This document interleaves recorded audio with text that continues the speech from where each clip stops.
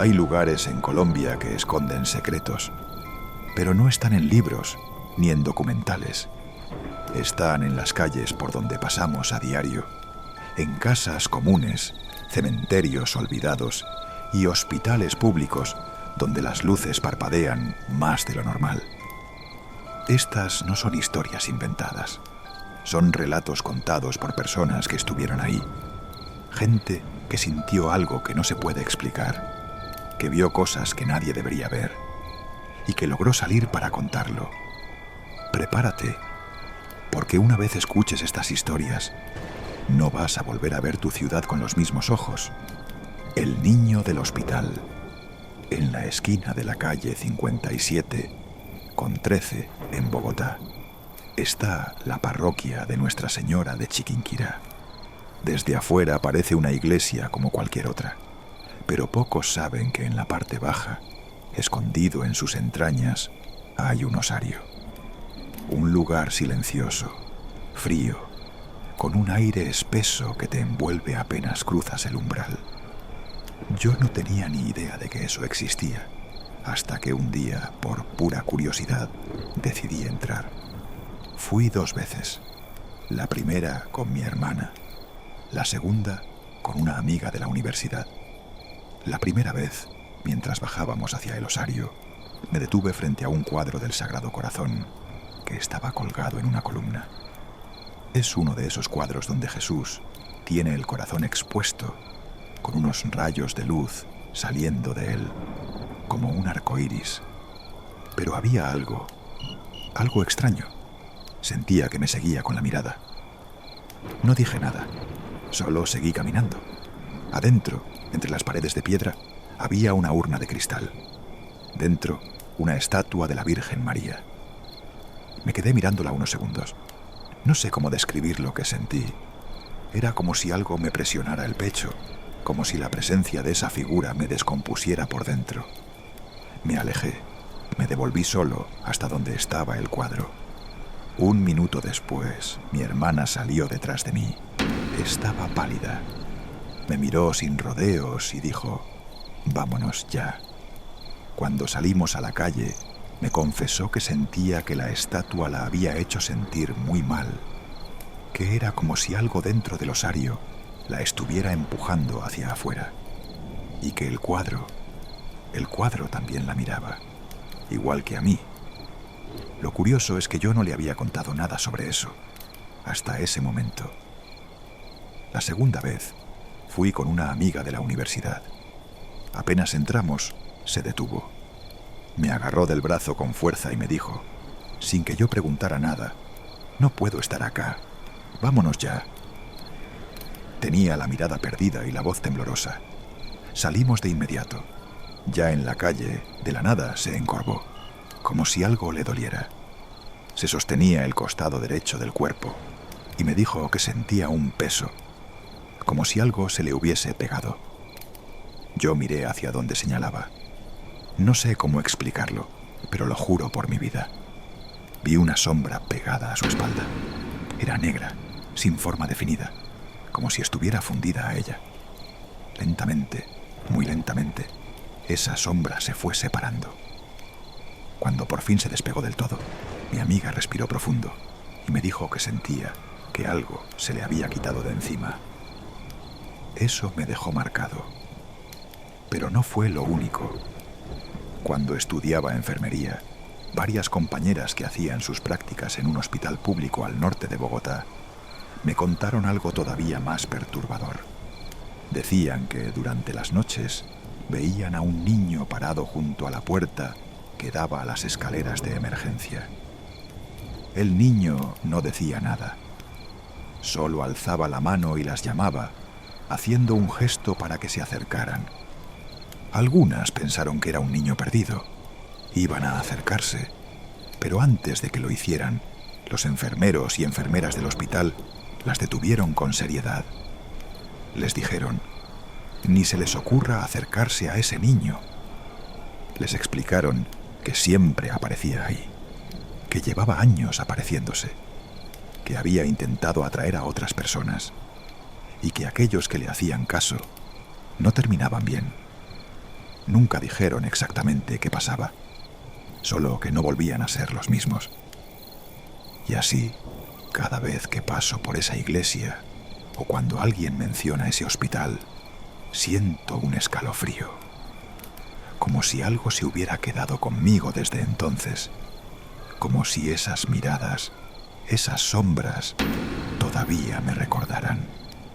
El cráneo que no robamos.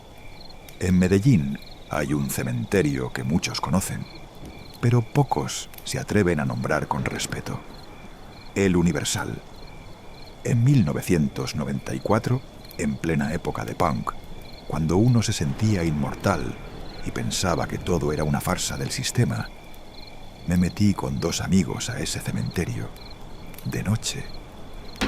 Eran las 10 de la noche cuando cruzamos el muro, sin permiso, sin miedo, con la idea fija de robar un cráneo. ¿Para qué? Para ponerle lucecitas en las cuencas de los ojos. Burdos bombillos navideños, quizás unos LEDs. Algo que hiciera juego con nuestra rebeldía. Pero también queríamos una señal, un fantasma, un zombi. Cualquier cosa que nos gritara que la muerte no era solo putrefacción y silencio, que tal vez algo más nos esperaba al otro lado. Éramos ateos, anarquistas y con el alma podrida de nihilismo. Los celadores no pasaban de cierta zona. El cementerio estaba lleno de tumbas de NN, de gente pobre, de cuerpos que llegaban sin nombre. Sabíamos que a veces dejaban restos en bolsas junto a las bóvedas para llevarlos al horno al día siguiente. Ese era el plan: colarnos, robar una calavera, irnos. Pero entonces, a eso de las 11 de la noche, empezamos a escuchar susurros. No eran nuestros pasos, no eran los grillos, eran voces, bajitas, pegadas al oído. Y ahí, por primera vez, dudé. ¿Y si sí existía el alma? ¿Y si Dios, cualquiera que fuera su nombre, nos estaba esperando ahí mismo, en medio de ese lodazal de huesos rotos? Se nos aguaron los ojos, nos apestaban los pantalones, pero nadie dijo nada. Solo caminamos, en silencio, hacia las voces. Y entonces los vimos. Figuras, moviéndose entre las tumbas, agachadas, haciendo lo mismo que nosotros. Pero no eran fantasmas, eran otros 3 o 4 tipos, robándose un fémur. No nos vieron, y nosotros nos quedamos quietos, parados, cagados del susto, cagados de humanidad. Esa noche no robamos nada. Nos fuimos con las manos vacías, con las conciencias un poco más llenas. Nos dimos cuenta de que detrás de cada hueso había alguien que alguna vez respiró, que amó, que sangró, que tal vez ni siquiera tuvo un entierro digno. Años después volví. Fue en el 97 a enterrar a mi papá, en ese mismo cementerio. Y 4 años después me enteré de que le faltaba un fémur. Lo habían reemplazado con un palo de escoba. Parece que el negocio no paró, que los muertos siguen valiendo más partidos que enteros. Dicen que venden los cuerpos a universidades, a estudiantes de medicina. A saber, yo ya no creo en fantasmas, ni en el alma que te jala los pies, ni en la cobija que se mueve sola. Me parece absurdo pensar que un espíritu se quede atrapado para asustar a un idiota. Si existe algo más allá, no creo que se quede a mover tazas o cerrar puertas. Y sin embargo, cada tanto me acuerdo de esa noche, de los susurros, del miedo, del cráneo que nunca robamos. Y me pregunto, ¿qué habríamos hecho si esa noche sí se nos aparecía algo?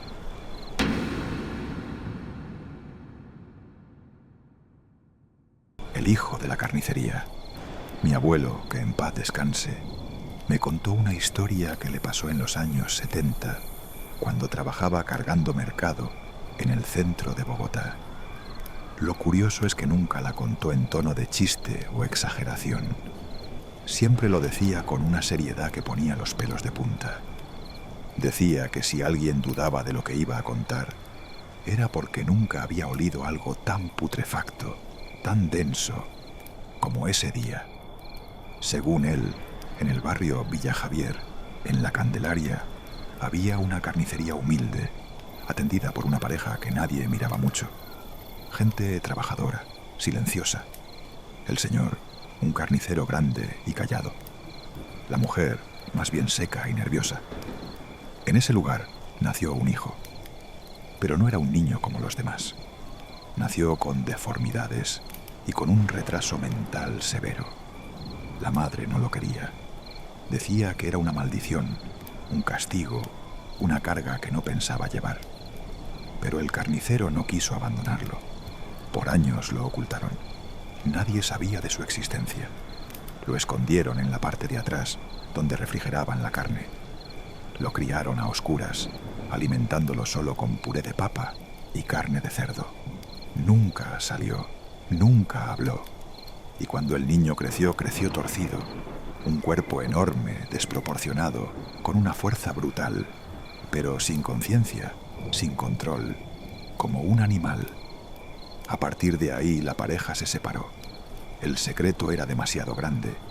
La mujer desapareció de la historia. Y el carnicero, con el alma ya podrida, siguió cuidando al monstruo. Nadie supo cómo. Nadie preguntó. La carnicería cerró. Pero dentro, el hijo seguía vivo. Años después, el hijo mayor de la mujer, producto de otro matrimonio, conoció al viejo carnicero en el funeral de su madre. Fue por simple curiosidad. Dicen que cuando tenía 5 años, 2 adolescentes se metieron de noche a robar a la carnicería. Lo último que uno de ellos vio fue a una figura deforme abalanzarse con los dientes y las manos desnudas. Al otro lo encontraron gritando en la calle, cubierto de sangre, con los pantalones orinados. El cuerpo del otro nunca apareció completo, pero hubo conexión. Se veían, hablaban, hasta que el carnicero, ya en sus últimos años, decidió contarle la verdad. Le mostró al monstruo, un hombre deformado, con los dientes podridos, sin lenguaje, con los ojos llenos de odio. Ya no comía cerdo, solo carne humana. Y cuando no la tenía, se golpeaba contra las paredes, se arrancaba el cabello, aullaba. Tenía que estar encadenado. El nuevo cuidador aceptó continuar con el secreto. El carnicero murió no mucho después, y desde entonces el monstruo vive en un sótano, debajo de una casa que hoy parece común y corriente. A veces, cuando se pone muy agresivo, el cuidador baja baldes de agua enjabonada para disimular el olor. Otras veces engaña a indigentes o a quien encuentre solo en la madrugada y los deja ahí con él. Mi abuelo dice que una noche, saliendo de beber por Las Cruces, lo invitaron a descansar en una casa cerca al barrio Villa Javier. Un tipo amable que lo vio tambaleando le ofreció algo de agua. Pero había algo raro, el silencio, la humedad, el olor. Dice que lo escuchó antes de verlo. Un gruñido y luego una cadena arrastrándose. Alcanzó a escapar, tambaleando, con el estómago revuelto y la nariz llena de ese olor a carne podrida. Nadie le creyó. Pero al día siguiente, en la plaza de mercado donde trabajaba, una señora se le acercó.